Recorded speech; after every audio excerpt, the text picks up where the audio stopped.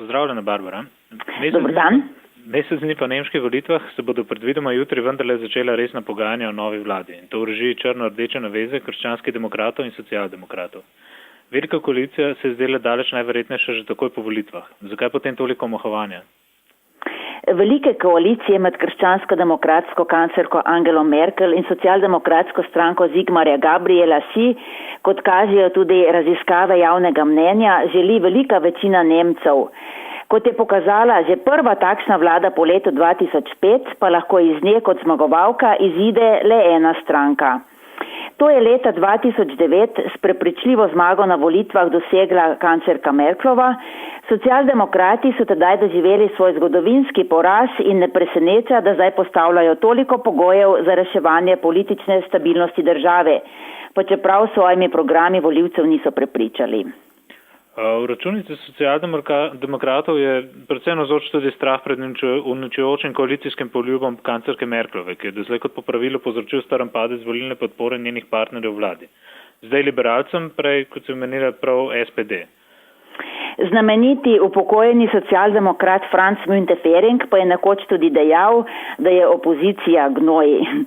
Kanclerka pa je v televizijskem spopadu s svojim zadnjim izzivalcem Perom Steinbrückom opomnila tudi na slab socialdemokratski rezultat na septembrskih volitvah, ki dokazuje, da SPD tudi v 4-letni opoziciji ni veliko pridobila.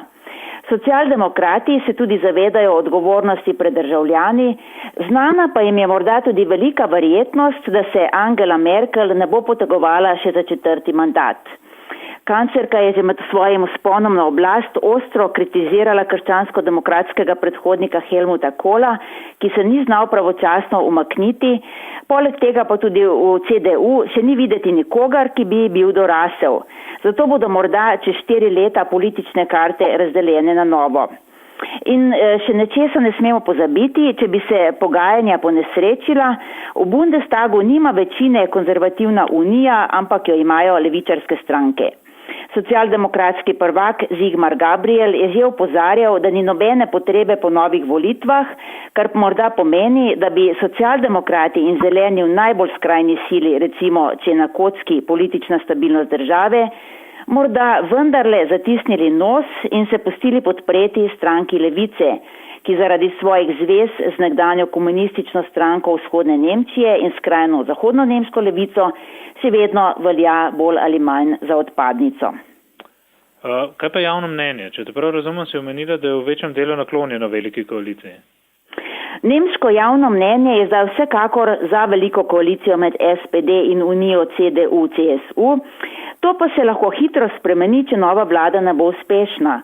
Politologi tudi opozarjajo, da v Nemčiji velike koalicije pogosto spodbudijo razcvet skrajnih političnih sil, zato vlada CDU, CSU in SPD ne bo sama po sebi zdravilo za vse, kot takšna se bo morala šele dokazati.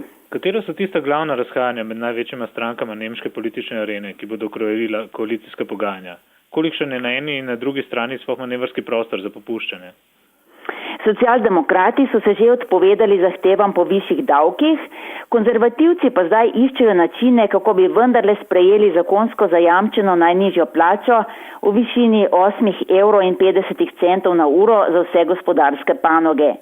O plačah so se v Nemčiji doslej uspešno pogajali sindikati in delodajalci iz posameznih panog in za unijo, ki je zaradi pritiskov gospodarstva odločno zavrnila višanje davkov, je zakonsko zajamčena najnižja plača grenak zalogaj. Konzervativni ekonomisti verjamejo, da bodo delodajalci preprosto ukinjali slabo plačana delovna mesta in jih selili v tujino. Nemčija pa se lahko zdaj vsaj v povprečju pohvali skoraj polno zaposlenostjo. Manj nasprotovanj je pričakovati pri večjih izdatkih za šolstvo in infrastrukturo, morda pa tudi pri višanju pokojnin in dodatkov za nego starejših, saj nobena stranka noče poslušati očitkov o obubožanih starih mamah. A to najbrž tudi pomeni, da se bo morala država posloviti od napovedanega nižanja skupnega dolga, ki z več kot 80% bruto domačega proizvoda tudi v Nemčiji ni majhen.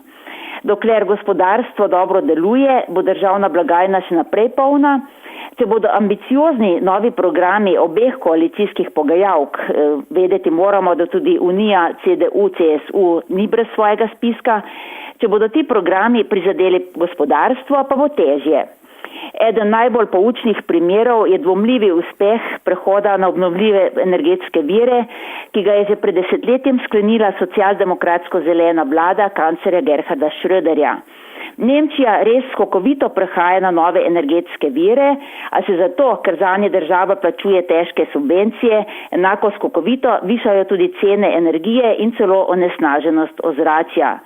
Spopad s temi neugodnimi posledicami dobrih energetskih namenov bo tudi ena od prednostnih nalog prihodnje nemške vlade, pa naj bo ta katerekoli politične barve. Pred volitvami je vstop SPD v vlado upal tudi precejšnji del krizno prizadete Evrope, češ da bi se v tem primeru Nemčija lahko nekoliko odmaknila od trde varčevalne politike, ki stiska predvsem mediteranske članice Unije. Kolikšna je verjetnost za kaj takega v primeru dogovora o veliki koaliciji?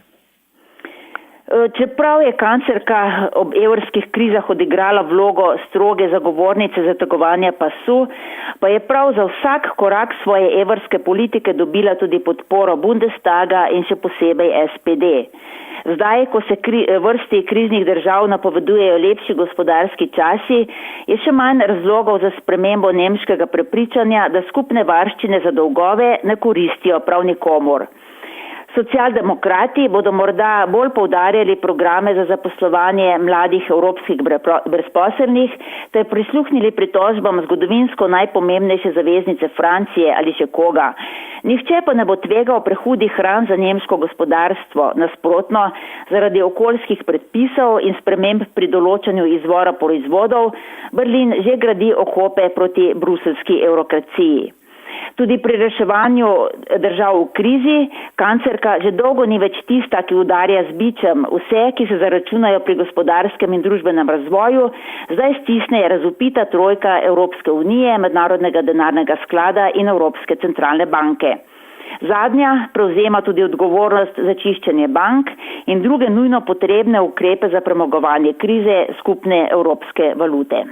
Kakšen je zdaj načrtovani vozni red koalicijskih pogajanj in kdaj lahko Nemčija pričakuje novo vlado? Koalicijska pogajanja se jutri že začenjajo, a bodo tudi obsežna in natančna, zato njihovega končanja najbrž ni pričakovati pred decembrom. Potem pa na debudno koalicijo čaka še glasovanje 470 tisoč članov socialdemokratske stranke in mnogi levičarji niso navdušeni nad sodelovanjem s konzervativci. Če bo socialdemokratska baza proti, potem bi imela Nemčija z rezultati sedanjih volitev na voljo samo še prej omenjeno in z verjetno zelo nestabilno levičarsko navezo ali pa nove volitve. Hvala, Barbara, za vse te pojasnila. Lep pozdrav, Berlin. Lep pozdrav tudi v Ljubljano.